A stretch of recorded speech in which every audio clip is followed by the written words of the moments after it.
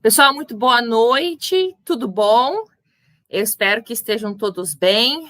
Ah, Opa, ainda não. Sim, agora foi. Tudo bom, pessoal? Muito boa noite. Então, bem-vindos a mais uma palestra, né, do nosso evento Pré-22. Hoje, o nosso convidado é o professor doutor Gustavo Biscaia de Lacerda, e ele vai falar mais especificamente sobre o positivismo para vocês. Eu só quero verificar se o doutor Gustavo já está, né, na nossa sala, porque aparentemente acho que ele já acessou o link, né? Mas eu estou aqui já com os slides dele pronto e ansiosa para saber daí sobre a palestra dele. Então, só um momentinho, pessoal.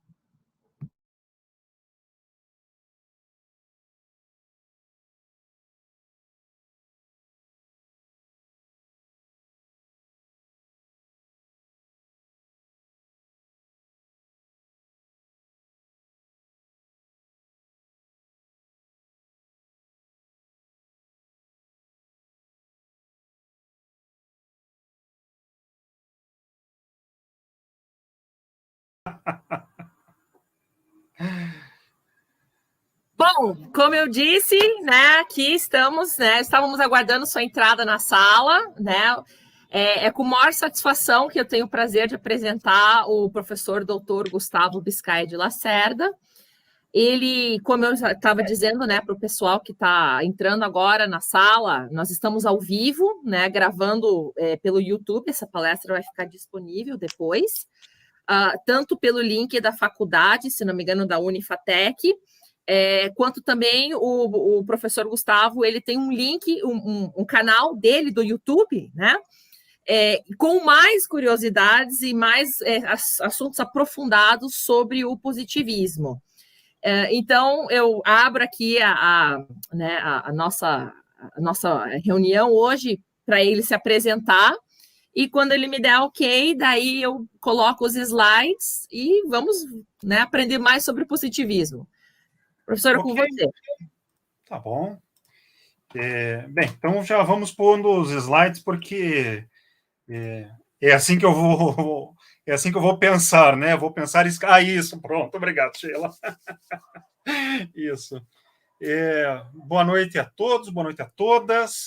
O título da palestra, então, é Desmistificando o Positivismo, Filosofia, Sociologia e Política. Para frente, por favor, Sheila. Isso. Ali. Bem, em primeiro lugar, eu quero agradecer muito o convite da professora Sheila. A Sheila e eu, nós somos primos, e a gente se conhece desde que era moleque. E quando ela estava no segundo grau, eu dava aula para ela de matemática e física. Então, nós temos intimidade já há um certo tempo. Então, eu vou tratá-la por Sheila, não professora Sheila, né? Enfim, agradeço não apenas o convite da Sheila, como também a acolhida, né, da Unifatec. É sempre muito bom poder conversar, discutir não de bater boca, né, mas enfim, de trocar ideias e assim por diante. Agradeço muito a presença de todos e de todas que estão assistindo a este evento, essa minha pequena palestra, né? Uma pequena apresentação pessoal. Meu nome é Gustavo Biscaia de Lacerda, eu sou pesquisador profissional da Universidade Federal do Paraná, eu sou sociólogo de lá. Eu sou doutor em Sociologia Política pela UFSC, né, em Santa Catarina, e tenho 2 pós-doutorados. Isso é só para me exibir mesmo, mas, enfim, o que importa é que eu seja um pesquisador e que eu leve a sério o que eu faço. Acho que é isso que importa, né? Está ali o meu contato, para se alguém tiver interesse, né? Estou à disposição, né? Meu e-mail ali na frente. Sheila, se puder ir para frente. Bem, Antes de você iniciar, Gustavo, só para nós organizarmos aqui, você gostaria que as perguntas viessem ao longo, eu te interromper, ou ao final da palestra? Ao final. Ok, ao final. Então tá bom. Porque senão eu falo muito, eu tenho muita coisa para falar e vou falar em um ritmo um pouco acelerado, então se se as palestras forem no meio, quebra o ritmo e aí eu não vou conseguir apresentar tudo, né? Então, enfim, tem que ficar para o final mesmo, né? Bem, essa exposição vai ter um caráter didático, né? Acho que é esse o objetivo, né? Poder transmitir de maneira sucinta algumas coisas. Ela vai ter um caráter desafiante, não é um desafio, né? Porque desafio sempre supõe que alguém vai perder, não é um desafio, mas é um estímulo para que vocês pensem, reflitam, pesquisem, conversem, entrem em contato comigo, falem com a Sheila, enfim, né? Falem com outros professores, com outras pessoas. Então, é um estímulo para a reflexão, não é? Em particular, a respeito da obra de Augusto Comte, sua contribuição para o entendimento da realidade, das possibilidades de ação sobre a realidade e assim por diante. O meu roteiro aqui, a minha exposição é bem simples, mas vocês vão ver que bem, a gente sempre tem que limitar, né? Então, eu vou fazer aqui algumas definições apofáticas, né? Eu já comento o que são as definições apofáticas. Eu vou tratar, então, em seguida, da epistemologia de Comte, vou comentar a sociologia de Comte, a religião da humanidade e a política. Eu não vou tratar, na minha exposição, do positivismo no Brasil. Não é que eu não possa tratar disso, né? Se vocês tiverem curiosidade na parte de perguntas, se me perguntarem com o maior prazer, eu respondo. Mas, como nós temos que escolher alguns temas, né? E como temos sempre limitação de tempo no que a gente fala, né? Então, a parte do positivismo no Brasil eu deixei de lado na exposição, né? Na exposição. E como eu comentei agora há pouco com a Sheila, vou falar muito, eu falo com rapidez. Se julgarem que eu estou falando muito rápido, podem pedir, professor, Gustavo, por favor, fale um pouco mais devagar, repita. Isso não tem problema, evidentemente não tem problema, né? Bem, então é isso. Vamos adiante, então, por favor, Sheila. Bem, esse aí é Augusto Comte, né? Nasceu em 1798, faleceu em 1857. Essa fotografia, isso aí é uma fotografia, né? As fotografias foram inventadas em 1820, por aí. Essa foto aí de 1850, 55, então já tinha um pouco de história, né? Não é nem fotografia, é um daguerreótipo, né? Então é a fotografia clássica de Augusto Comte. Para frente, por favor. Bem, as definições apofáticas, antes de mais nada, né? O que é o positivismo, né? As definições apofáticas, essa expressão apofática tem origem na tradição da apologética cristã, né? E apofático é definir Deus dizendo o que ele não é. Então, eu vou definir o positivismo pelo que ele não é, mas antes de falar o que ele não é, eu vou inverter um pouco a ideia do apofático e dizer o que ele é. Eu vou dizer o que ele é para deixar muito claro qual é a minha posição aqui, não é? E isso evidentemente, o objetivo é criar um contraste com a tela seguinte, em que eu vou dizer o que ele não é. Bem, o que o positivismo é? É uma religião secular, uma filosofia histórica, relativística e objetivo-subjetiva. É uma prática humanista, pacifista, tolerante, universalista e includente. E, em particular, também é um sistema de educação universal. Não é? Augusto Comte definiu, em 1855, que a palavra positivo tem 7 significados. São real, útil, certo, preciso, relativo, orgânico e simpático. Não é? Na medida em que ele é uma religião que afirma, regula e estimula o altruísmo inato, o altruísmo do ser humano, e o altruísmo inato que está em nós, no nosso cérebro, não é? Na nossa sociedade. E o altruísmo, por sua vez, orienta e limita o egoísmo, e o egoísmo também é inato, né? Essa relação entre estímulo do altruísmo e regulação do egoísmo, isso, aliás, é o parâmetro de moralidade do positivismo, é o que orienta a prática política e social do positivismo, proposta pelo positivismo, né? Bem, ele também é uma política humanista, altruísta, racional, histórica, sensível à opinião pública e baseada em evidências e nas liberdades, né? Eu pus ali baseado em evidências para indicar que das propostas do positivismo derivam-se, né, tem como consequências a proposição de políticas públicas, e essas políticas públicas têm que se basear em evidências, né, em evidências sociais, políticas, morais e assim por diante. E, de qualquer maneira, também é uma política que se baseia fortemente nas liberdades civis, políticas, etc., etc.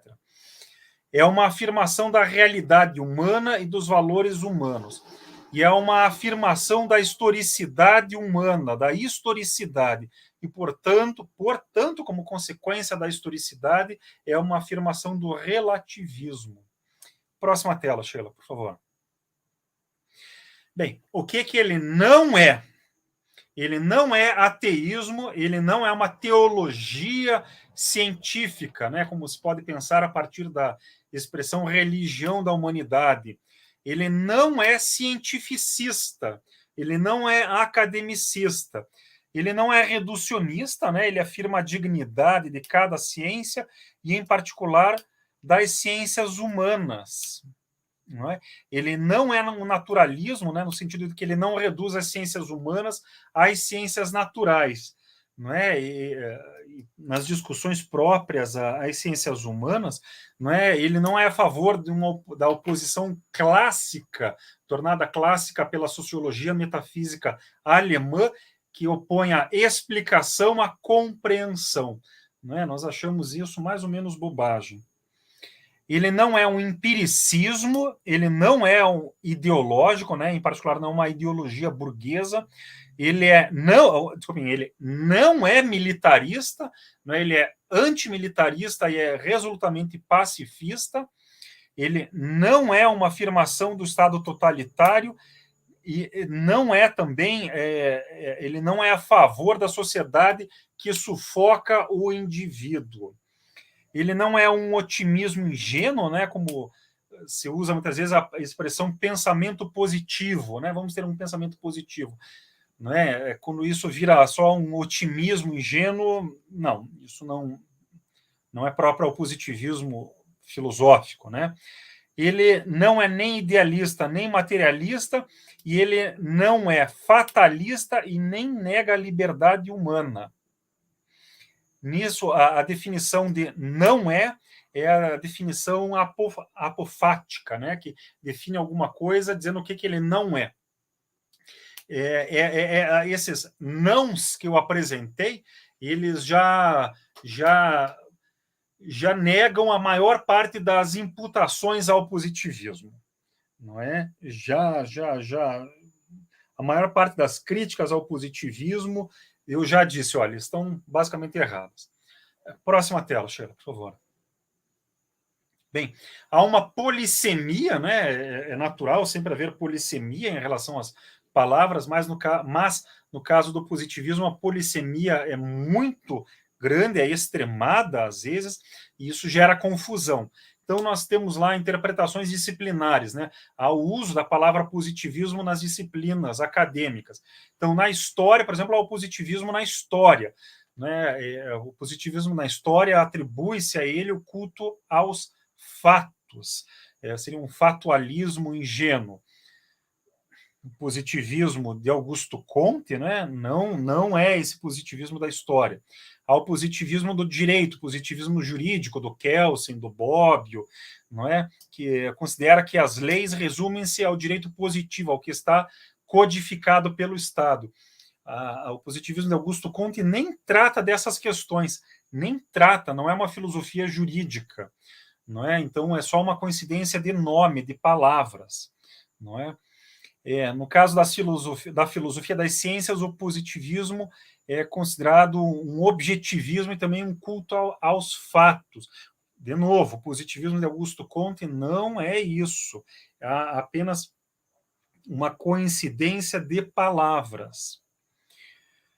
Há interpretações ideológicas. O marxismo fala que o positivismo é burguês e explorador. O liberalismo, em particular o liberalismo conservador, né, que é muito o que há aqui no Brasil, né, afirma que o positivismo é autoritário e militarista. O catolicismo afirma que é ateu e que é cientificista. As feministas falam que o positivismo é machista. O movimento negro, ultimamente, começou a dizer que o positivismo é racista e colonialista. Os positivistas aqui no Brasil, por exemplo, sempre foram resolutamente a favor da abolição e da integração imediata dos ex-escravos à sociedade. Então, dizer que é racista e colonialista é triste ouvir uma coisa dessas. E os fascistas, né, o fascismo voltou à moda aqui no Brasil, resolveram dizer que nós somos tecnocráticos. Não é? Tudo errado, tudo errado. Não é? E no âmbito da sociologia, né, eu sou sociólogo profissionalmente, né, há interpretações nacionais no âmbito da sociologia. Então, os alemães da escola de Frankfurt, né, são marxistas existencialistas, alguma coisa assim. Eles afirmam que o positivismo é a favor da desumanização do homem por meio da técnica e de um racionalismo instrumental. Não é? Os alemães da metafísica alemã, mais afeita ao misticismo, né, do Dilthey, essa turma fala que o positivismo é a negação sistemática da liberdade e da subjetividade humana. Os ingleses, né, como Stuart Mill, um sociólogo inglês aqui, o Anthony Giddens, né, falam que Augusto Comte seria um maluco que criou ali um empiricismo, né, do Círculo de Viena, que é outra filosofia. Os norte-americanos falam que a sociologia positivista é uma sociologia funcionalista, mecanicista ou estritamente estatística, né, quantitativista. Quem foge um pouco dessas interpretações tortas são alguns franceses, né? O sociólogo francês Raymond Aron e um filósofo radical, né? Era do radicalismo Alain, né? Eles consideravam que há vários positivismos e o de Augusto Comte, né? Que é o que me interessa aqui, não é redutível a outros. Próxima tela, por favor, Sheila. Bem, para o que me interessa aqui, para o que nos interessa, né, positivismo é obra de Augusto Comte, né, que eu mostrei a foto antes ali. E há um sociólogo, um teórico social norte-americano, Jeffrey Alexander, né, ele definiu o que é clássico. Clássico na sociologia clássicos são aqueles autores cujas obras são sempre relidas, porque permitem muitas interpretações, têm interpretações teóricas e subjetivas ricas, que permitem interpretações claras da realidade, eles formulam problemas teóricos que são recorrentes, eles propõem quadros mentais que são importantes de considerar e reconsiderar, e assim por diante. Então, em todos os sentidos do Jeffrey Alexander, Comte seria um clássico. Não é? Essa reflexão, essa discussão do clássico do Alexander é muito interessante.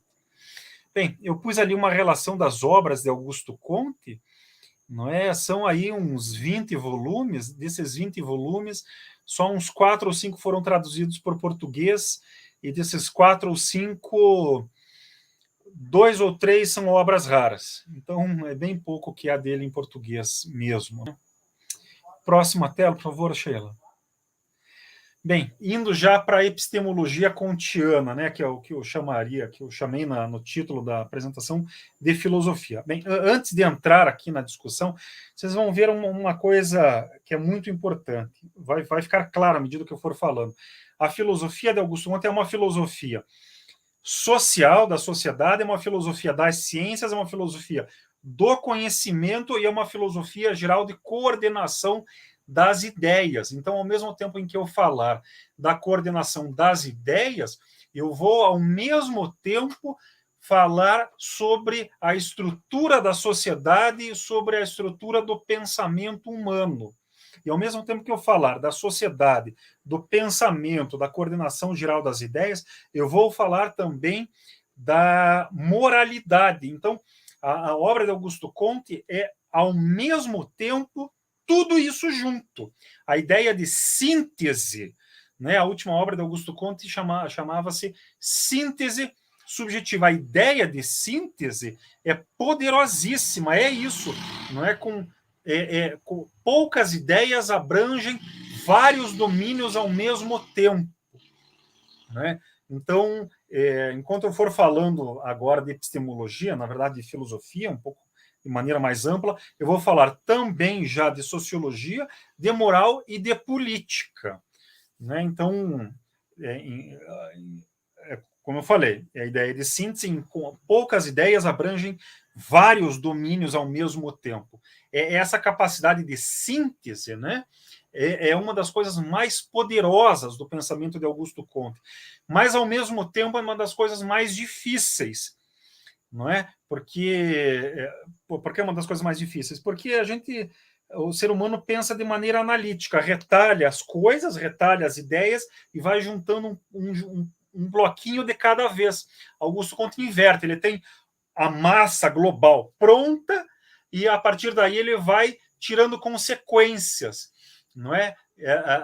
E aí cabe ao leitor, ao pensador, a cada um de nós, ir entendendo como é que essa grande concepção vai se aplicando à realidade.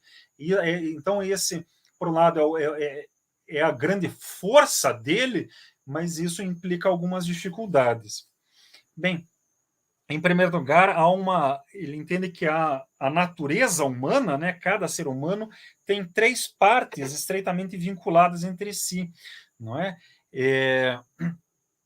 O ser humano tem os seus sentimentos, que é o que nos leva a agir, a viver, né? Nós procuramos sempre satisfazer o que Augusto chamava de sentimentos, mas sentimentos são também os nossos impulsos, a satisfazer a fome, manter relações sexuais, relações de amizade, de afeto e assim por diante. Nós sempre somos movidos por esses impulsos, que são impulsos afetivos. Nós temos aí a inteligência que procura entender a realidade, conferir sentido à realidade e determinar os meios concretos, né, para a satisfação dos nossos impulsos, não é? Então, é o que fornece o conselho e determina os meios para a satisfação dos nossos impulsos, não é?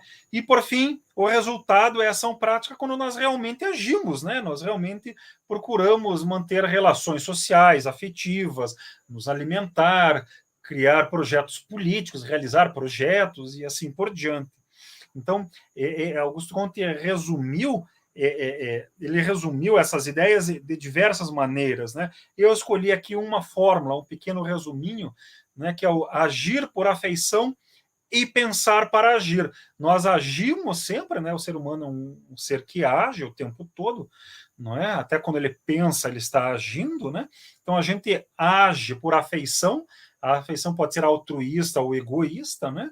A gente age por afeição e a gente pensa para determinar como é que a gente vai agir, não é? Bem, a natureza humana tem um caráter histórico. Claro, a natureza humana é o que está aqui no nosso cérebro, então tem uma base biológica. Mas isso que está no nosso cérebro, isso vai se realizando ao longo da história, e a história vai moldando a maneira como nós realizamos essa natureza humana. O que isso quer dizer? Quer dizer que 2000 anos atrás, as guerras eram comuns. O Império Romano fez guerra com toda a bacia do Mediterrâneo, fez guerra e conquistou toda a bacia do Mediterrâneo, não é? Hoje em dia, uma guerra generalizada, uma guerra constante, é cada vez mais inaceitável, não é? Nós consideramos que cada vez mais a guerra está fora da lei, é moralmente errada a guerra, não é? E cada vez mais a paz é o correto. Então, vejam, de 2.000 anos para cá, por exemplo, a guerra perdeu espaço como um fato da vida, algo moralmente aceitável, para ela mudar para algo errado, inaceitável. Não é? Nós estamos agora à beira da guerra, de uma guerra de grandes proporções lá no leste europeu. Né? Pode ser que a Rússia invada a Ucrânia. Né? O presidente da França, o Macron, foi lá tentar mediar um pouco as coisas. Não é? Nós consideramos que uma guerra assim é inaceitável. 2.000 anos atrás, isso não faria muita diferença em termos morais. Não é?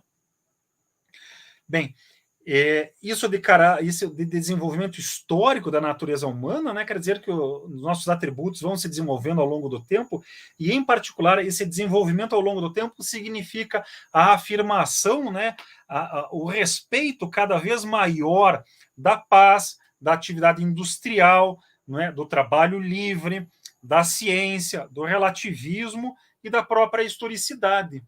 Não é? Ao longo do tempo, esses valores, essas estruturas sociais foram se constituindo, foram se afirmando. Bem, o positivismo se baseia na filosofia positiva. Né? O que é a filosofia positiva num primeiro momento? O que foi num primeiro momento? O estudo das ciências para determinar a lógica das ciências, as bases da sociologia, as bases de um novo poder espiritual, de uma nova forma de aconselhamento para as pessoas, de aconselhamento das pessoas, não é? E também para a constituição da síntese. Eu falei agora há pouco que Augusto Comte propõe uma síntese, não é? Então, para a constituição dessa síntese positiva. Não é? Bem, o espírito positivo é o bom senso comum, é o bom senso de saber que nós temos que fazer as coisas da melhor maneira possível, de que não devemos complicar desnecessariamente, devemos ser pessoas aceitáveis, cordiais, buscarmos o que é bom para a coletividade e assim por diante, não é? Então, o espírito positivo é a sistematização do bom senso comum com a continuidade do conhecimento empírico e as elaborações científicas. Isso aí quer dizer o seguinte, que para Augusto Comte, a ciência é a sistematização do bom senso comum, não é a sistematização do senso comum, é a sistematização do bom senso, não é? Enfim, não dá para desenvolver muito isso, mas o que importa aqui indicar é que para Augusto Comte a ciência mantém uma relação de continuidade com o bom senso. Então, entre o cientista e o cidadão comum, o trabalhador comum, se o cidadão comum estudar, desenvolver seu bom senso, estudar, refletir, ele não vai precisar deixar de ser mentalmente um trabalhador. Ele pode continuar a ser um trabalhador e se elevar à positividade, ao espírito positivo. E isso exige maiores desenvolvimentos, mas eu acho que é importante comentar pelo menos isso. Bem, o espírito positivo, né, ele busca as leis naturais. As leis naturais são as relações entre os fenômenos, as relações entre os fenômenos. E o espírito positivo rejeita as causas absolutas e teológicas. Bem, sendo muito claro, né? Se eu solto essa caneta e a caneta cai, mas a lei científica estabelece que a caneta não cai, ela é atraída para o centro da Terra, assim como a caneta atrai um pouquinho o centro da Terra em sua direção, não é? Então há uma atração mútua entre os dois corpos. Essa é a relação que há entre a caneta e o planeta Terra. Essa atração a gente chama de cair. Isso seria a queda. Isso é a relação que a lei natural, a lei da gravitação universal, estabelece. A causa teológica seria dizer que a caneta caiu porque foi a vontade dos deuses. A ciência, o espírito positivo, rejeita, não é que não considera, na verdade, ele acaba rejeitando mesmo as causas absolutas, teológicas e metafísicas. Bem, do que eu comentei até agora, eu acho que fica um pouco claro que disso tudo fica muito evidente, né, a relação, a combinação entre a busca da realidade com a utilidade da ciência, não é? A ciência tem que ser útil, não é? E aí também é a rejeição do academicismo, né? O academicismo aqui seria a busca da ciência pela ciência. Vamos ficar pesquisando incessantemente sem nunca determinar nenhuma utilidade para as coisas, nenhuma utilidade longínqua, não é? Vejam que a utilidade da ciência não é só desenvolver uma tecnologia, não que a tecnologia seja inútil, não é isso. É claro que a vacina contra a Covid é importantíssima, isso é uma tecnologia. Mas o que eu quero indicar é que a utilidade da ciência não é só isso de fazer coisas, de criar coisas, uma caneta, um carrinho, não é só isso. A utilidade da ciência também é uma utilidade intelectual, é uma utilidade de entender o mundo, é uma utilidade filosófica. A utilidade filosófica da ciência exige uma visão de conjunto. Não é? Exige que a gente entenda, tenha uma visão geral da realidade. Bem, isso exige uma visão filosófica. Eu falei agora há pouco que o positivismo rejeita o academicismo. O academicismo é não apenas, né, o acúmulo contínuo, constante, meio irracional de novas realidades, né, de novos fatos, mas é também a insistência em entender que a realidade tem que ser sempre picotada. O academicismo rejeita a visão filosófica de conjunto. Então, o academicismo, quando ele insiste na visão de detalhe, na visão do específico, ele torna a ciência inútil como visão geral da realidade. Então, esse é outro motivo porque o positivismo é anti-academicista.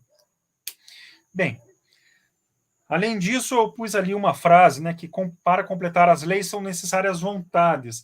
Eu farei a pior coisa do mundo. Eu citei ali, mas eu não vou explicar, porque senão a gente se estende muito. Bem, eu comentei antes, né, que Augusto Comte estabeleceu os 7 sentidos para positivo, né? São, de novo, né, real, útil, certo, preciso, relativo, orgânico e simpático.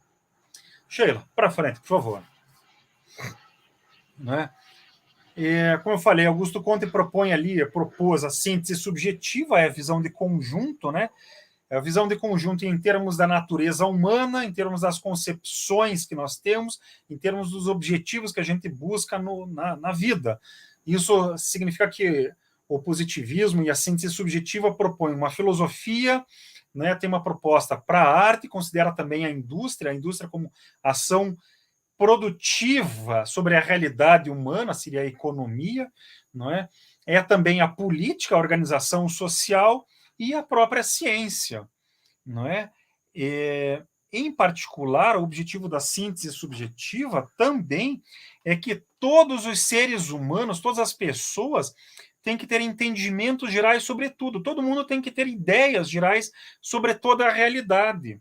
De novo, o academicismo rejeita isso de visões gerais sobre a realidade. Isso é muito problemático, não é?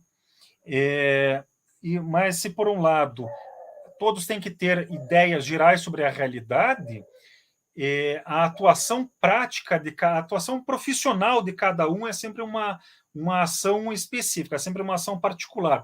Então, eu, como sociólogo, investigo um aspectozinho da realidade, mas eu, como positivista, procuro ter uma compreensão geral da realidade. Bem, do que eu falei até agora, há uma subordinação da inteligência aos sentimentos, né, dos nossos motores afetivos, altruístas, e a inteligência também tem que se subordinar à atividade prática. Não é? Então, ali há relações íntimas entre a simpatia, os sentimentos, a síntese, as ideias e a sinergia, a atividade prática.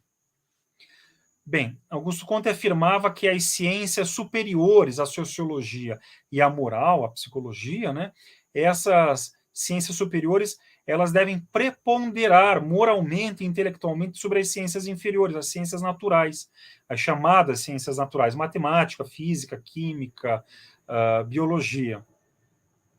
Mas os fenômenos mais nobres, eles se subordinam aos mais grosseiros.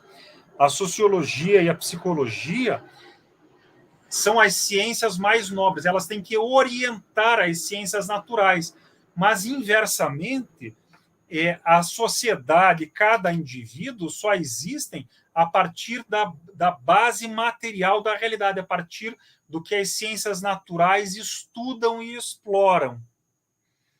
Não é?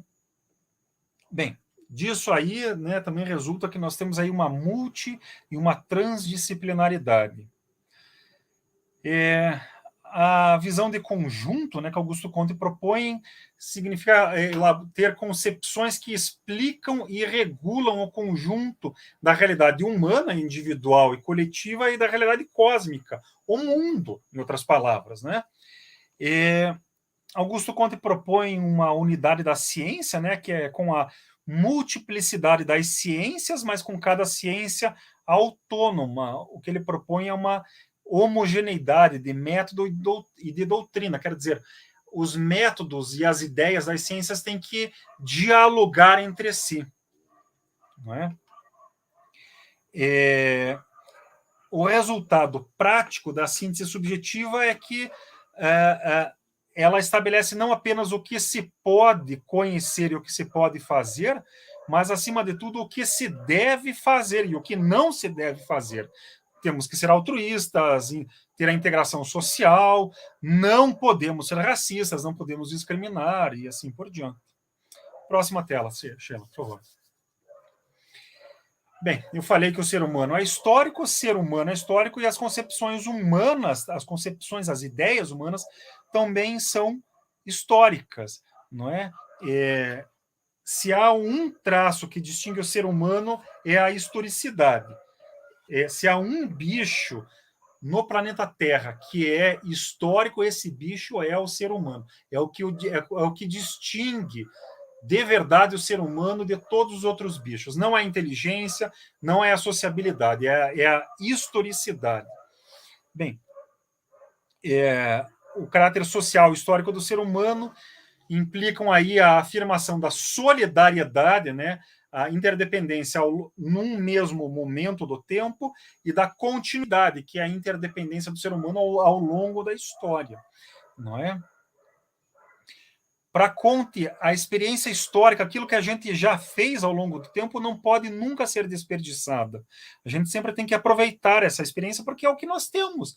É aquilo que nós temos para nos conhecer. Se a gente rejeita a experiência, o que foi feito antes, a gente não tem parâmetros para ir para frente. Não é? Além de rejeitar o que torna o ser humano humano. Não é?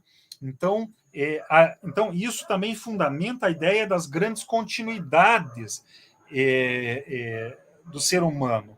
O ser humano é constituído por continuidades e rupturas. Hoje em dia a gente fala muito nas rupturas, mas as grandes continuidades é o que constitui o ser humano. E mesmo essas continuidades mudam ao longo do tempo. Não é?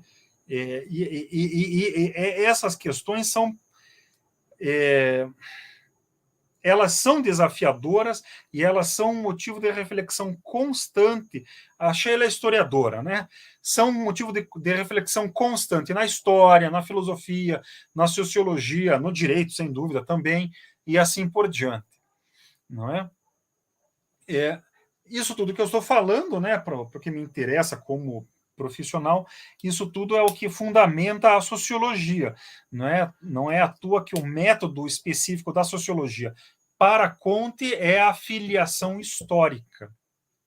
Bem, sobre relativismo e subjetivismo, né, que eu comentei em alguns momentos até agora, né, o relativismo significa o relacionismo cognitivo. É a relação do ser humano com o ambiente, são as nossas sensações, né? A visão, o tato, a sensação de calor, a sensação de eletricidade, a sensação que eu tenho no estômago, o equilíbrio e assim por diante. Então, é um relacionismo das sensações do corpo humano com o ambiente, mas também são as relações intelectuais, as relações que nós estabelecemos entre os fenômenos. Por exemplo, uma caneta que cai, não é? É uma caneta que cai, a Lua que gira ao redor da Terra, a Terra que gira ao redor do Sol. São fenômenos diferentes que são redutíveis a uma única lei, que é a lei da gravitação universal, não é? O relativismo também tem um outro sentido, que é o anti-absolutismo, que eu comentei muito rapidamente agora há pouco, né? O subjetivismo de Augusto Comte é uma subjetividade social. Eu pus entre aspas porque essa é uma expressão minha, não é uma expressão de Augusto Comte. Relacionismo também é uma expressão que um amigo meu propôs, não é uma expressão de Augusto Comte. Não é? Esse subjetivismo afirma a importância da subjetividade do ser humano como coordenadora das concepções humanas, criando a síntese, né, que eu já citei aqui em alguns momentos. Então, é um novo antropocentrismo, só que não é um antropocentrismo que afirma que o ser humano é o rei da criação, que, portanto, o planeta Terra está no centro do universo e que o Sol gira ao redor da Terra, e assim por diante. Não, é a ideia de que o ser humano, de que as concepções humanas são feitas pelos seres humanos para os seres humanos, mas isso implica também o respeito ao meio ambiente, o respeito aos animais e assim por diante. Próxima tela, Sheila, por favor. Bem, o que mais se conhece de Augusto Comte é a lei dos 3 estados, mas não é apenas uma, mas são 3 leis dos 3 estados. São leis sociológicas dinâmicas, né, que indicam a mudança da sociedade ao longo do tempo. São 3 leis: da inteligência, da atividade prática e da afetividade. A natureza humana é tríplice, né? Então, a primeira lei é a lei da inteligência, né? Cada entendimento, cada concepção muda ao longo do tempo. Primeiro é teológica, depois metafísica e depois positiva. Eu não vou ler tudo ali porque, enfim, é necessário avançar aqui no tema, né? Na exposição. Essa é a lei dos 3 estados da inteligência, é a mais conhecida.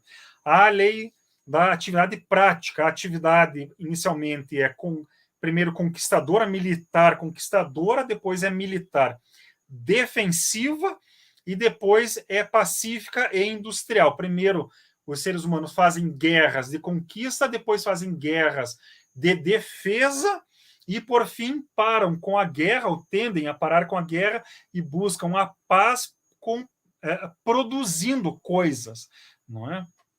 A riqueza é produzida em vez de apenas expoliada. E a terceira lei é a lei da afetividade, a sociabilidade primeiro doméstica, né? A sociabilidade primeiro se vincula apenas ao lar, depois ela é cívica, ela se limita apenas às pátrias, e depois ela é universal. Nós passamos a ter concepções de toda a humanidade. O século XX, né, que foi marcado pelas guerras mundiais e pela Guerra Fria, né, e por desastres de grandes proporções, o século XX também foi o século da afirmação das concepções universalistas, por exemplo, com a Constituição da ONU. A ONU é isso, temos que ter visões universalistas acima das visões das pátrias. E todos nós consideramos que os países têm que regular a situação das famílias, não é? Bem, é necessário aqui fazer uma outra observação, né? A teologia e a metafísica são absolutas, são absolutistas. A positividade é relativa. Augusto Comte propôs ali para a lei dos 3 estados da inteligência diversas formulações, né? Ele propôs inicialmente que fosse estado fictício, abstrato e científico, e depois passou para teológico, metafísico e positivo. Acontece que a ciência, por si só, ela tende a tornar-se absoluta. por mais que ela afirme inicialmente o relativismo, a ciência tende a tornar-se absoluta se ela for entregue a si mesma. Então, Augusto Comte acabou propondo um quarto estado, em que ele afirma que é necessário nós termos a positividade da ciência, mas nós precisamos ainda mais de uma positividade filosófica. E essa positividade filosófica é a positividade da síntese, da visão de conjunto. Bem, o resultado das 3 leis dos 3 estados é o desenvolvimento histórico da paz, da indústria, do trabalho livre, da ciência, do relativismo e da historicidade. Para frente, Sheila, por favor. Tem ali a escala enciclopédica, né, que é o complemento da lei dos 3 estados da inteligência, né, em que ele classifica as ciências. São 7 ciências, né, da mais simples à mais complicada, da mais geral para a mais específica. Nós temos aí a matemática e o método, o procedimento específico de cada ciência. Eu vou citar na sequência: a matemática elabora a dedução, a astronomia a observação direta, a física a experimentação, a química elabora a nomenclatura, a biologia a comparação, a sociologia a filiação histórica e a moral a construção, a síntese propriamente. Não é? Vejam que aí nós temos uma multiplicidade das ciências e, portanto, uma multiplicidade das leis naturais. Então, as leis naturais de uma ciência não são redutíveis às leis da ciência anterior. Então, nós temos aí a autonomia das ciências, aí as relações entre a subordinação e a dignidade. Não é? Para frente, por favor, Sheila. Bem, como eu comentei, o método específico da sociologia, já entrando na discussão da sociologia kantiana, o método da sociologia é a filiação histórica. As características da filiação histórica, como já está claro, né, do que a gente está comentando, são o historicismo, o relativismo e a visão de conjunto, não é? Em que cada fenômeno, cada conjuntura é preparada pela situação, pela conjuntura anterior, e assim sucessivamente para trás. Não é? Se a gente tem a filiação histórica em que a situação presente foi preparada, é o resultado do desenvolvimento dos elementos da situação anterior. Se a gente faz esse movimento para trás, a gente também pode ser esse movimento para frente, considerando que o futuro é o desenvolvimento das forças existentes hoje no presente. Não é? Então a gente tem a explicação e a previsão, não é? E a explicação e a previsão, basicamente, então, tem o mesmo raciocínio, a mesma estrutura lógica. Bem, Augusto Comte propõe que a sociologia se divide em 2 grandes partes. A estática, né, que é o estudo das relações sociais presentes em todas as sociedades sob diferentes formas, não é? O que a sociologia do século XX chamou de sincronia, não é? O estudo da ordem, também outras palavras para Augusto Comte. A estática tem 5 elementos, não é? A religião, e religião para Augusto Comte não é igual à teologia, não é? Então, a religião, a propriedade, a família, a linguagem e o governo. E o governo é o poder, o governo temporal, é o Estado, e é o governo espiritual, é o sacerdócio, são as ideias, são os valores, é a regulação moral das sociedades, é o aconselhamento dos indivíduos. Então, nós temos, por um lado, a estática, por outro lado, nós temos a dinâmica, não é? Aquilo que é o desenvolvimento da sociedade ao longo do tempo, né? O que a sociologia do século XX chamou de diacronia, e é o que Augusto Comte chama também de progresso, em oposição ali à ideia de ordem. A dinâmica social, basicamente, são as 3 leis dos 3 estados, junto com a classificação das ciências, e um desenvolvimento teórico enorme que Augusto Comte realiza, que é o estudo próprio do Ocidente, da marcha própria do Ocidente. Para frente, por favor, Sheila. Bem, a religião da humanidade, né, é a consequência lógica de todas as ideias que eu estive apresentando até agora. Por quê? Porque é o resultado da visão de conjunto, da ideia de síntese, de coordenação geral do ser humano, não é? E da constituição de um novo poder espiritual, de um poder espiritual relativista, histórico, que considere a ciência e que respeite a dignidade humana, que respeite a liberdade humana, não é? Então, a religião da humanidade é uma religião secular, altruísta, humanista, que propõe a regulação da sociedade, dos indivíduos, né, que se baseia no aconselhamento, nunca na imposição das ideias, no aconselhamento. Aquela imagem que está ali no lado direito uma pintura, um quadro existente em Paris, na Capela da Humanidade, lá em Paris. É a humanidade carregando em seu colo o porvir, o futuro. Vejam, é uma mulher levando, a humanidade é uma mulher levando no seu colo uma criança, que é o futuro. Esse quadro presente lá em Paris foi pintado pelo Eduardo Dessat, que foi um importante pintor brasileiro, enfim, que era positivista também.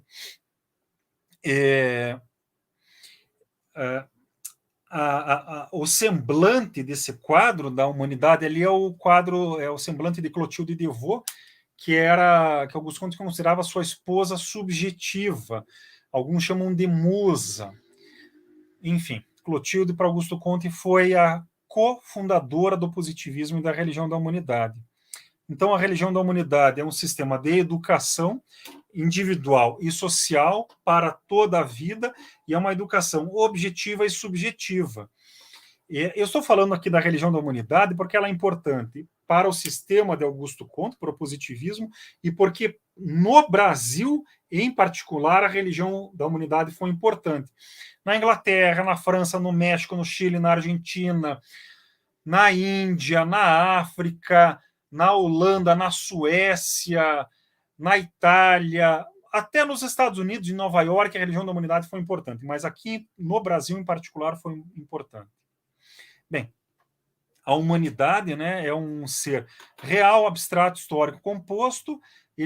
A ideia da humanidade promove o reencantamento do mundo. O mundo se torna belo e ativo, se torna sensível e se torna importante para o ser humano. Novamente, ativamente, a religião da humanidade promove isso, não é? Então, a vida, por assim dizer, volta a ser colorida, não é?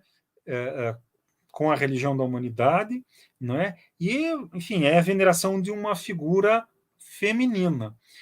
Se o ser humano são sentimentos, ideias e atividade prática, a religião tem três partes: o culto, que é o desenvolvimento da moralidade, dos sentimentos altruístas; o dogma, que é o entendimento da realidade com a concepção científica da realidade, concepção filosófica da ciência, né? E o regime, que é a ação positiva sobre o planeta, a ação pacífica com vistas ao desenvolvimento material da sociedade. Próxima tela, por favor, Sheila. A política positiva, né, a política proposta pelo positivismo, não é? Em termos gerais, propõe o pacifismo, o antimilitarismo e a rejeição da violência. Nós somos resolutamente contra a violência, por isso nós somos antimilitaristas. É uma política humanista, altruísta, racional, histórica, sensível à opinião pública e, de novo, né, baseada nas evidências e nas liberdades. Propõe os deveres mútuos de todos para com todos, não é? Dos patrões para com os empregados, dos governantes para com os cidadãos e assim por diante. Não é? Afirma a meritocracia com justiça social e afirma a sociedade civil. Não é? A afirmação da sociedade civil é uma das consequências da importância da opinião pública. Em termos de governo, nós somos resolutamente republicanos, com a separação dos dois poderes, né? É o que se chama vulgarmente de laicidade do Estado, não é? Somos absolutamente a favor das liberdades públicas. Augusto Comte seria a favor do que no direito se chama de garantismo, não é? das cartas de direitos, né? Liberdade de ir e vir, liberdade de pensamento, liberdade de expressão, habeas corpus, etc, etc, etc, não é? E a favor do desenvolvimento econômico e social com inclusividade, com inclusão, não é? Em termos de justiça social, a incorporação social do proletariado, né? Augusto Comte dizia que o proletariado não pode estar acampado nas grandes cidades, e quando ele dizia isso, ele olhava para as favelas de Paris, não é? Enfim, olhava para as favelas de Paris, nós olhamos para as nossas favelas, né? Então temos que ter a inclusão, a incorporação social do proletariado, não é? Elevar a qualidade, dar qualidade de vida, né, para a massa da população, de verdade. Ele afirmava que todo ser humano tem que se encarar como um servidor da humanidade, né? Então seria a ideia de que todos somos funcionários públicos, não somos todos funcionários do Estado, não é? Mas todos nós temos que servir ao bem comum.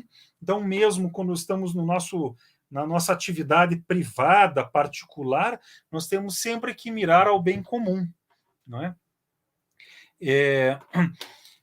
Augusto Comte propunha a conjugação entre as liberdades políticas e econômicas e a atuação do governo. Ele fazia fortes críticas ao liberalismo econômico, ao laissez-faire, né?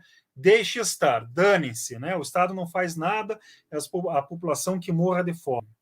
Era radicalmente contra isso.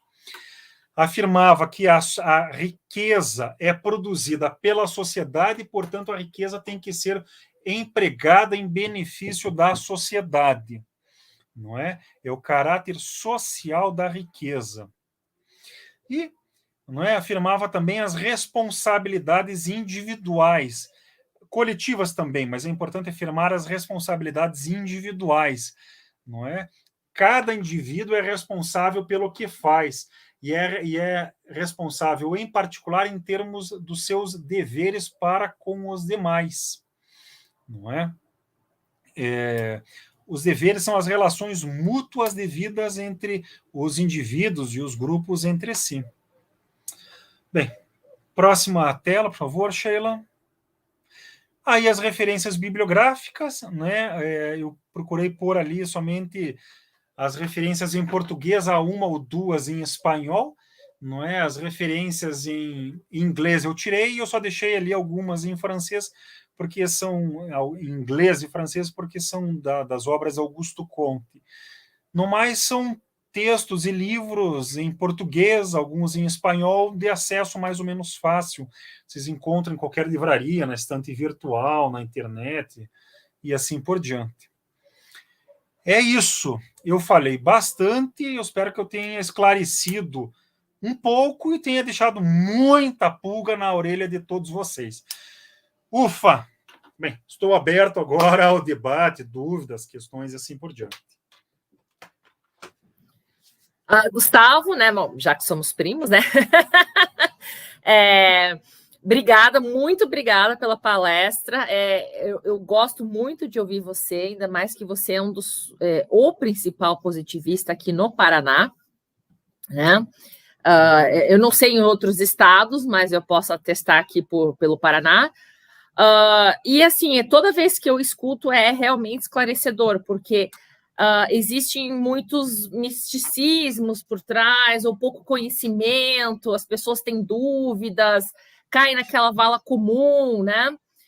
E até eu me remeto, eu vou ser, acho que a primeira a inaugurar o painel de perguntas, eu me remeto ao começo da sua palestra, que você comentou dos vários equívocos que as pessoas fazem em relação ao que seja o positivismo. Como é que está essa perspectiva hoje? Está mais esclarecedora? Há novos equívocos? As pessoas só assim estão trocando o certo pelo duvidoso? Há muitas dúvidas ainda? Há uma interpretação errônea? Ou está mais aceito o positivismo, mais esclarecedor, né? Então, eu gostaria de que você pudesse comentar isso rapidamente, Gustavo. Como é que está a visão atual sobre o positivismo? Sheila, você prefere fazer cada pergunta individualmente ou blocos de questões? Essa é a minha pergunta, já tem uma da Camila aqui que eu vou fazer logo em seguida, né? Então, assim que você responder, essa eu já lanço da Camila e à medida que for aparecendo aqui para mim no chat aqui, eu vou passando para você. Tá bom, tá bom. Bem, vamos lá. Em primeiro lugar, a gente vive na época das fake news, né? E isso é um problema social e político grave, grave mesmo. A internet trouxe grande possibilidade de comunicação, mas a gente tem visto nos últimos 4 ou 5 anos verdadeiras patologias das fake news, da manipulação. Manipulação sempre houve, mas a gente está num nível terrível. Por que eu digo isso? Porque a respeito do positivismo há muita manipulação. O positivismo se propõe a ser político e, enfim, qualquer pessoa que estude filosofia entende que são ideias e as ideias podem ser válidas ou não por si sós, mas elas também são importantes pelo seu caráter social e político. Então, há muita desinformação. Desinformação não é falta de informação. Desinformação é a manipulação intencional com vistas a gerar confusão. Então, há muita desinformação sobre o positivismo. Há muitos positivistas, desde o início, os positivistas procuramos corrigir isso, mas, enfim, como eu comentei logo no início, existem interpretações, más interpretações, desinformações de tudo quanto é lado. Atualmente, com esse problema das fake news, a reedição de velhas desinformações. Por exemplo, a ideia de que o positivismo é militarista, de que o positivismo é tecnocrático, de que o positivismo é a favor de golpe de Estado, etc, etc, etc. 2, 3 anos atrás, nós tivemos um famoso deputado, um famoso vereador da cidade do Rio de Janeiro, dizendo que os positivistas deveriam deixar de existir. Aberto à interpretação, né? Está assim, todos os positivistas procuram combater as desinformações, não é? Eu procuro combater isso por meio de uma atividade um pouco mais acadêmica, não é? Escrevendo livros, fazendo palestras, assim, mas, enfim, todos os positivistas atuam nos diversos meios disponíveis, na internet, hoje em dia, de modo geral. Acho que é isso, né? Eu vou colocar aqui uma pergunta da Camila Claire. Professor, o senhor falou que religião é uma coisa e teologia é outra. Como podemos definir a diferença entre? Pois é muito comum confundir. Essa é uma das questões mais interessantes. Olha, de longe, aliás, primeiro, agradeço muito a pergunta, né? É uma das mais interessantes, é uma das mais belas até, né? É uma questão de beleza.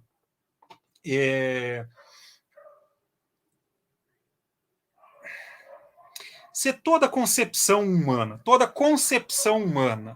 passa por 3 estados, teológico, metafísico e positivo, a religião pode ter uma concepção ampliada e pode passar por esses 3 estados, teológico, metafísico e positivo. Bem, então aí nós começamos, esse é um começo de distinção entre teologia e religião.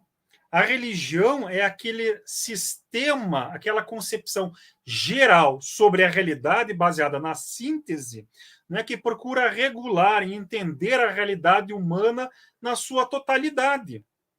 Para Augusto Comte, isso é religião. E aí os diversos sistemas, as diversas interpretações da realidade, recebem seus nomes, de teologias, de metafísica ou de positividade. É isso.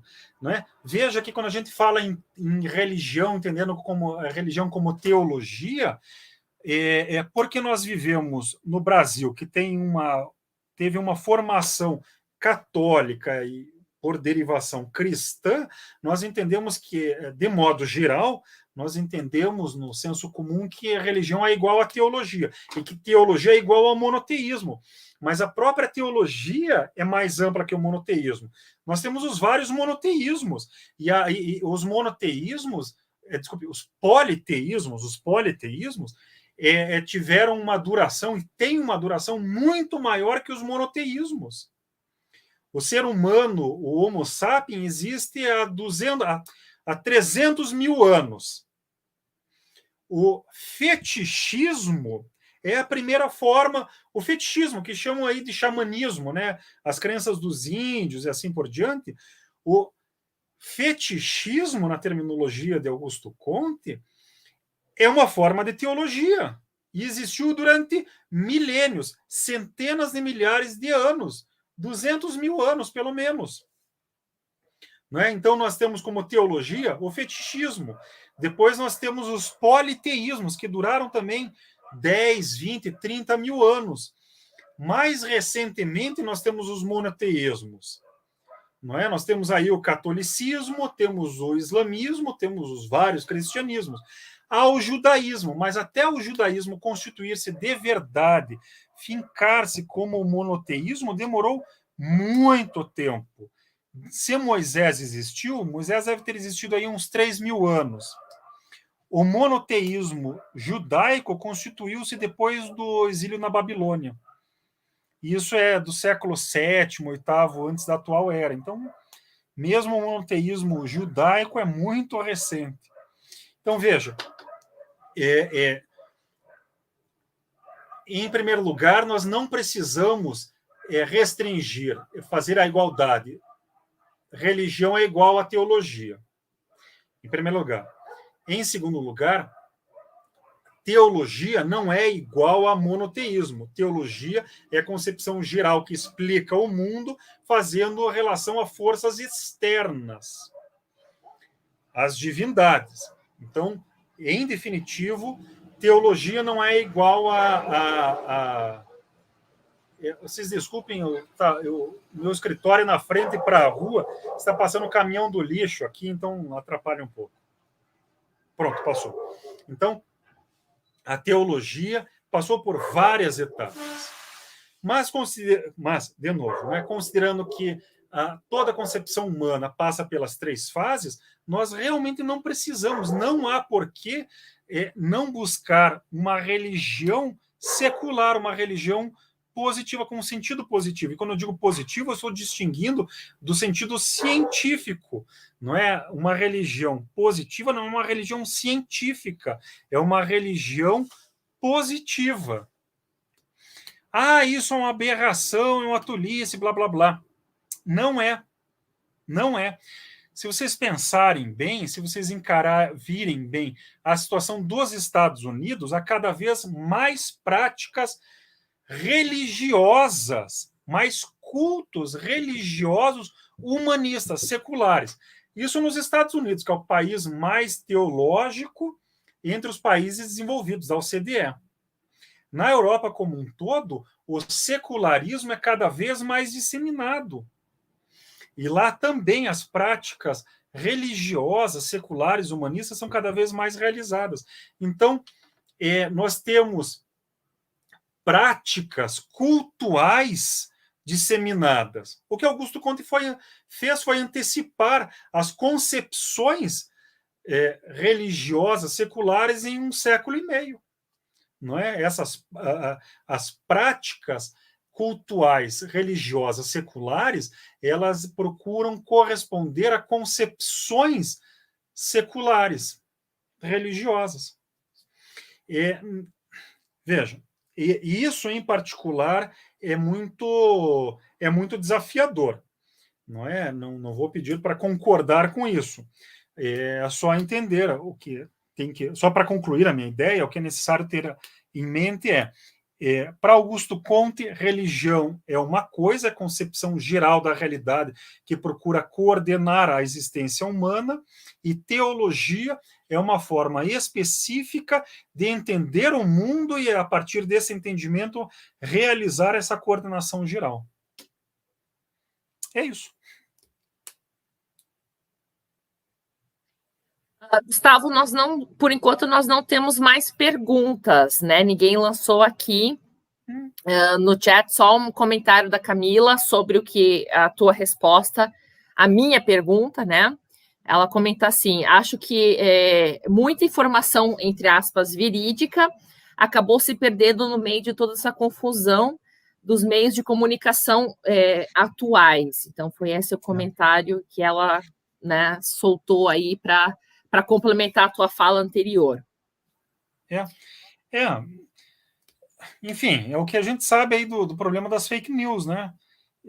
As fake news, elas exacerbam, enfim, elas põem num grau muito elevado algo que sempre existiu, né? E a solução, tanto para as fake news hoje em dia, como desde sempre, é pesquisar, investigar, procurar pessoas críveis, ver o que as pessoas daquela filosofia têm a dizer, né? Fazer o contraponto, como eu falei antes, usar o bom senso e assim por diante, né? Não tem outro jeito, é assim que o ser humano avança, né? Temos aqui uma pergunta do Júlio Brum.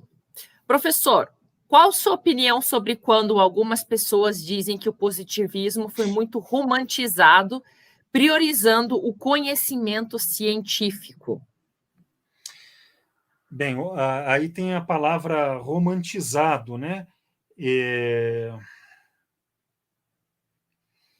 Eu não vou comentar o romantizado porque eu não entendi muito bem o sentido dessa palavra, né? E aí eu não quero responder uma coisa indo para um lado quando você está perguntando outra coisa. No que se refere ali à priorização do conhecimento científico, o positivismo, a religião da humanidade. Vamos lá. Em primeiro lugar, Augusto Conte se tornou conhecido pela primeira grande obra dele, em 6 volumes, que era um tratado de filosofia das ciências. Então, ele se tornou conhecido como um cientificismo. Isso é fato. Isso gerou um peso para a carreira, para a fama dele, um peso que foi grande na vida dele, que é pesado para a posteridade dele.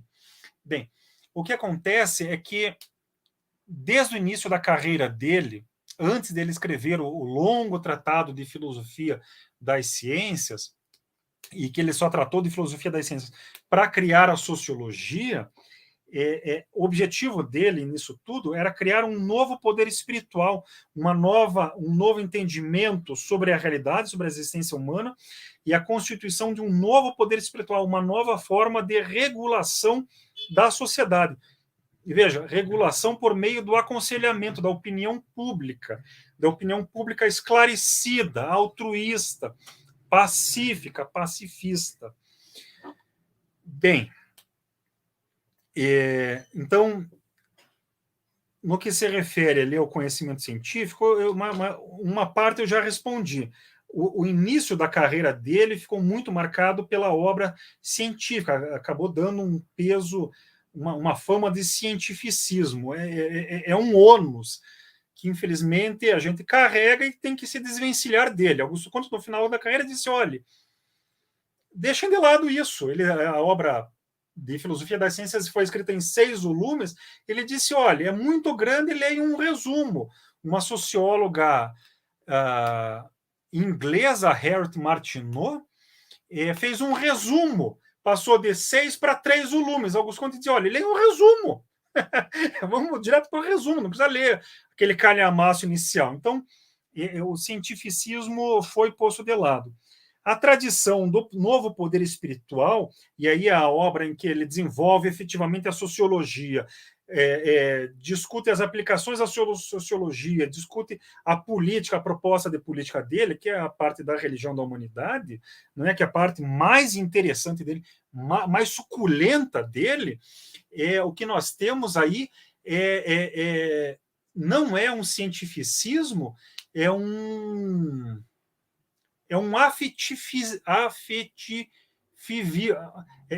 afetividade constante, é a afirmação constante dos sentimentos do amor. Não é por isso que a grande frase de Augusto Conte do positivismo é: o amor por princípio e a ordem por base, o progresso por fim. É o amor por princípio, é o amor sempre. Não é? É uma afirmação constante da afetividade. Então, de novo, veja, isso é um outro elemento que indica que isso de cientificismo no positivismo é errado. Mas há uma dificuldade. O entendimento da realidade é um entendimento que é dado basicamente pela ciência. E a ciência é ciência, tem que ler, tem que estudar. Não é? A ciência é longa e é pesada, né? É difícil isso. Bem, assim como Augusto Comte recomendava, dizia, olha, não precisam ler os meus 6 volumes, leiam um resumo da Hertz Martineau em 3 volumes. Em francês ficou em 3 volumes, a versão em francês ficou ainda menor, ficou em 2 volumes. Assim como ele dizia, olha, vamos lá ali para o resumo, ele dizia que o que importa da ciência não são os detalhes de cada uma das investigações científicas, mas é a concepção de que a realidade, o mundo, se move pelas leis naturais. E aí o que importa é entender as leis naturais. O que importa ter da ciência é o relativismo da ciência. É o relativismo que funda a concepção de leis naturais. Então, é assim, pro positivismo, a mera fé, o mero acreditar não basta. Não dá. Eu acredito numa coisa, logo essa coisa é verdadeira. Não dá. A gente, para conhecer a realidade, a gente tem que estudar, a gente precisa de comprovação. Bem, isso leva para a ciência. Isso por um lado. Por outro lado, o cientificismo, como eu estou comentando, é combatido. Então, é uma romantização da ciência? Não, não é. Exige o conhecimento da ciência? Exige. Veja, nesse caso em particular, uma resposta peremptória. É isso, ou é aquilo, não dá. Não é? Eu tenho que fazer considerações que vão um pouco para um lado e dosar essas. Não é propriamente dosar, mas fazer essas considerações e apresentar um outro conjunto de considerações que vão para um outro sentido. E é na conjugação dessas várias observações que a gente encontra o caminho que Augusto Comte propõe. No final das contas, é assim, o que importa é o relativismo. É o relativismo histórico e o conhecimento da realidade. É isso.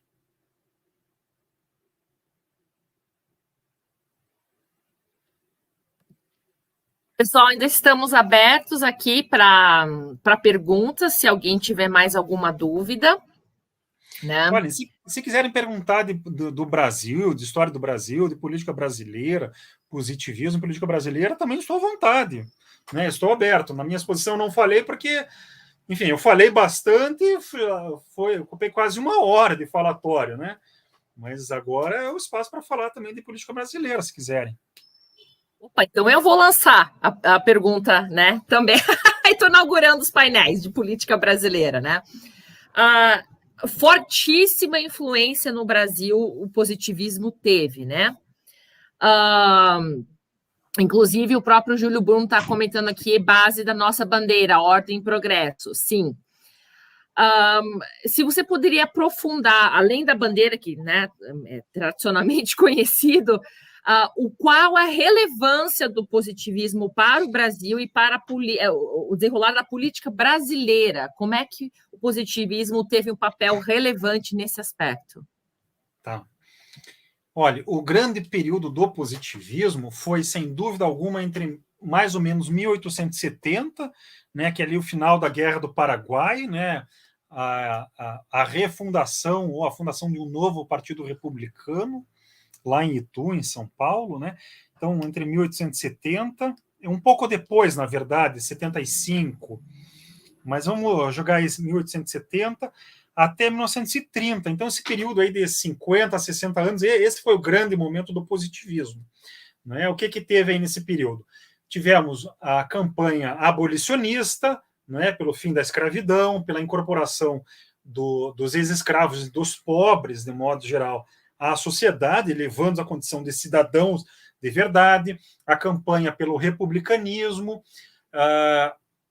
a campanha contra a guerra do Paraguai, não é? No âmbito da campanha republicana, já na proclamação da República, nós tivemos a laicidade do Estado, o decreto dos feriados nacionais. A laicidade do Estado foi proclamada em 7 de janeiro de 1890. 7 de janeiro. Em 14 de janeiro foi o decreto dos feriados nacionais, inteiramente baseado na proposta positivista. Então, fraternidade universal, fraternidade dos brasileiros em 13 de maio, descoberta da América, Revolução Francesa, sempre feriados nacionais ou universais. Bem, além disso, né, nós tivemos, a partir daí, foi uma campanha pela republicanização do Brasil republicano, pacifismo, respeito à opinião pública, separação entre igreja e Estado, liberdade de expressão, liberdade dos cultos, combate ao militarismo. Por exemplo, éramos contra o gasto de fortunas em navios de guerra, éramos contra a perseguição aos xamãs, contra a perseguição aos espíritas, aos cultos afro-brasileiros e assim por diante, né? Reiteradamente a favor da liberdade espiritual e contra a perseguição religiosa. A atuação dos positivistas, nesse caso, foi muito grande, em particular do autor da bandeira nacional, que foi o Raimundo Teixeira Mendes, né, que era, aliás, do Maranhão, da cidade de Caxias. O apostolado positivista, nesse período, de 1881 até a morte de Teixeira Mendes, em 27, publicou mais de 600 publicações, 600 publicações desde uma página ali, frente e verso, até livros de 2.000 páginas, sabe? Uma atuação impressionante. No Rio Grande do Sul, nós tivemos o Júlio de Castilhos, né, com uma constituição republicana, prezando o desenvolvimento econômico, o desenvolvimento social, a incorporação do proletariado, o presidencialismo. Vamos ver, durante a Primeira Guerra Mundial, fomos a favor da paz, da concórdia.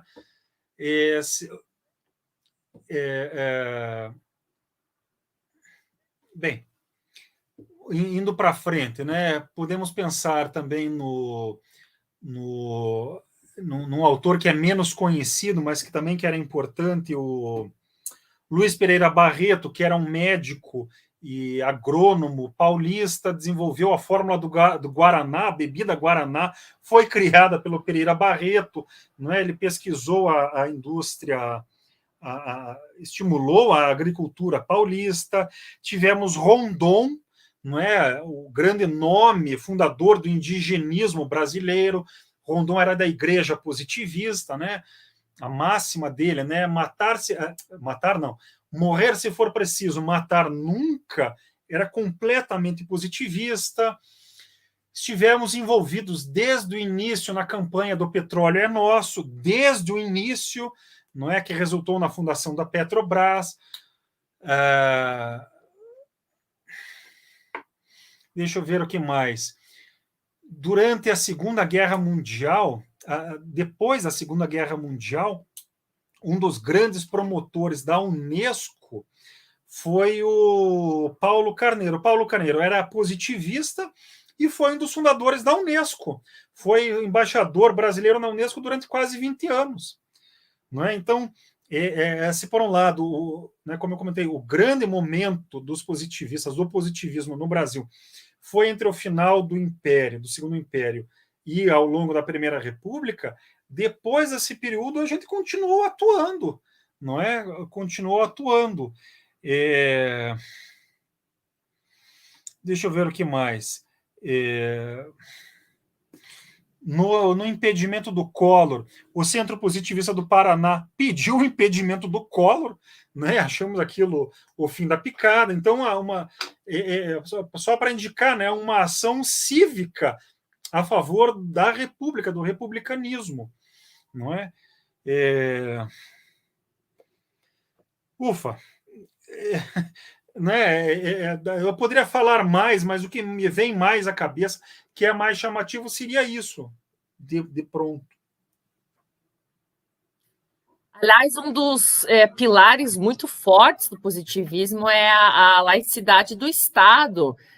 E diante de um cenário atual que nós temos, né, Gustavo, a coisa está muito, vamos dizer, no mínimo, delicada, minimamente dizendo, e de forma bem educada, né? Eu acho, mas acredito que esse é um assunto para uma outra palestra, porque é extenso, é complexo, não é uma coisa tão preta e branca, né? E que eu já estendo o convite, né, para, né, se for do seu agrado, nós falarmos da laicidade. Estou à disposição. Estou à disposição. Faz muito tempo que eu não falo sobre a laicidade do Estado. Agora saiu da moda. Mas antes dos problemas, da crise política em que o Brasil entrou a partir de 2015, não é? Antes disso, a laicidade ainda tinha voltado à pauta, depois saiu. Não é? Antes de 2015, eu falei muito, publiquei o Ministério Público, o Conselho Nacional, Conselho Nacional do Ministério Público, lançou uma publicação em 2 volumes em favor da laicidade, eu publiquei ali um pouco. Essa sempre foi uma bandeira dos positivistas. Mas, bem, enfim, se não quer que eu comente, eu não comento, mas já me disponho, né? Quando for bom para vocês, eu falo aí se quiserem. Temos uma outra pergunta aqui, né, do Mauro. A igreja dessa época de monarquia seria positivista ou ferramenta de controle, em analogia às fake news dos dias de hoje? Então, eu preciso de um esclarecimento. A qual igreja está se referindo na época da monarquia? A igreja positivista ou a igreja católica? Pois é, o Mauro, se puder esclarecer aqui nos comentários para o Gustavo poder responder de forma mais assertiva, né? Mas vamos pegar ali por hora, né? Acho que a igreja católica, ele colocou católica. Tá bom, católica. Veja, na época do Império, a relação da Igreja Católica com o Estado, com a monarquia, era uma situação de amor e ódio, profundo amor e profundo ódio. A situação da Igreja Católica era assim: a Igreja era financiada, era mantida, era subvencionada e era estimulada pelo Estado. O Estado brasileiro, a monarquia, tinha a obrigação legal, a obrigação internacional estabelecida pela Santa Sé, não é, pelo Vaticano, e o Vaticano na época não era um Estado internacional, né? Enfim, a monarquia tinha a obrigação de desenvolver e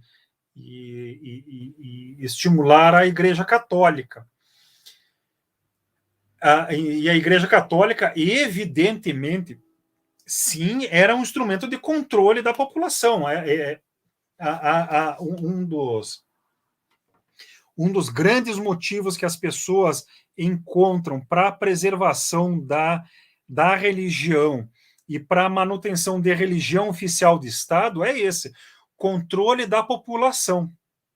Sempre é esse. Sempre que vão dizer, olha, o Estado tem que ter a religião de Estado, e isso Rousseau, por exemplo, que dizem que é o grande democrata, Rousseau dizia, olha, o Estado tem que ter a religião para controlar a população, para controlar mesmo. Bem, então, a Igreja Católica era, assim, um instrumento de controle da população durante a monarquia. Mas a monarquia, ao mesmo tempo, não gostava muito da igreja, era uma relação de amor e ódio. Aí vem a parte do ódio. Tinha que financiar, mas ia apertando cada vez mais o torniquete, apertando mais a torneirinha. Então, por exemplo, a quantidade de abadias, de seminários teológicos aqui no Brasil, na época do Império, especialmente no final do Império, foi diminuindo cada vez mais. Chegou a um ponto em que, no final do Império, nos últimos anos da monarquia, o governo proibiu a imigração de sacerdotes católicos. Dizia, não vai ter a reposição de sacerdote aqui, não. O que enfim, era ruim para as liberdades públicas e era ruim também para a igreja. Aí o que a Igreja Católica propunha na época da monarquia era assim, liberdade para a igreja, mas preservação. Liberdade para a igreja significava a igreja faz o que quer, o Estado financia tudo, mais ou menos tudo que a igreja quer, e o Estado não palpita na organização interna o Estado não opina na organização interna da igreja. Quando foi proclamada a República, um dos grandes temas da proclamação da República era a separação entre igreja e Estado. Hoje em dia, nós temos uma historiografia muito cínica que afirma que o que fez a República foi a abolição da escravidão. Mas isso é muito cínico, sabe? É muito reducionista, é muito marxista, é muito materialista isso. Não é? A República era estimulada, era apoiada, era valorizada pelo povo mesmo, né? Não é? Todo mundo cantava Viva a República. E um dos grandes temas que legitimava a República era a separação entre igreja e Estado. O que queriam era... E nisso de separação entre igreja e Estado havia muita gente que era anticlericalista, não é? Que é o que aconteceu na França 30 anos depois. Não é? Vamos separar, o Estado não paga mais a igreja e vamos cercear a Igreja Católica. Bem, quando foi proclamada a República, foi realizada a laicização, né, a separação entre igreja e Estado, em 7 de janeiro de 90, né? E o decreto brasileiro não foi anticlerical, foi separação entre igreja e Estado. A Igreja Católica não seria mais subvencionada pelo Estado, aqueles sacerdotes que já estavam na folha de pagamento do Estado seriam ainda pagos, né, porque não iam morrer de fome, isso seria um crime, literalmente um crime, não é? Mas não seriam abertos novos concursos para capelões, por exemplo. O que a Igreja Católica queria era que o Estado republicano continuasse a pagar a Igreja, né? Então seria a religião oficial do Estado ainda. Não foi isso que aconteceu. A Igreja Católica esperneou muito, muito, muito. Mas em 1915, então 25 anos depois, os católicos já reconheciam, olha, ainda bem que teve a separação entre igreja e Estado. Não é? Foi isso que permitiu à igreja se reorganizar e reestruturar seu financiamento. Essa reestruturação possível pela laicidade do Estado, que não foi anticlerical, que não perseguiu a Igreja Católica, né? Era uma separação efetiva, essa separação realizada em 90 foi o que permitiu a tomada de assalto da Igreja Católica sobre o Estado brasileiro em 1931. Em 31, o que acontece? A inauguração da estátua do Cristo Redentor lá no Corcovado. Não por acaso. Então, a pergunta foi... A pergunta inicial era: a Igreja Católica era um instrumento de controle, né, um instrumento de poder na época do Império? Você vê que eu respondi sim, e já desenvolvi para indicar que foi a laicidade do Estado, a separação entre a Igreja e do Estado, que permitiu à Igreja Católica, nos 40 anos seguintes, se reorganizar e retomar o poder depois da Revolução de 30.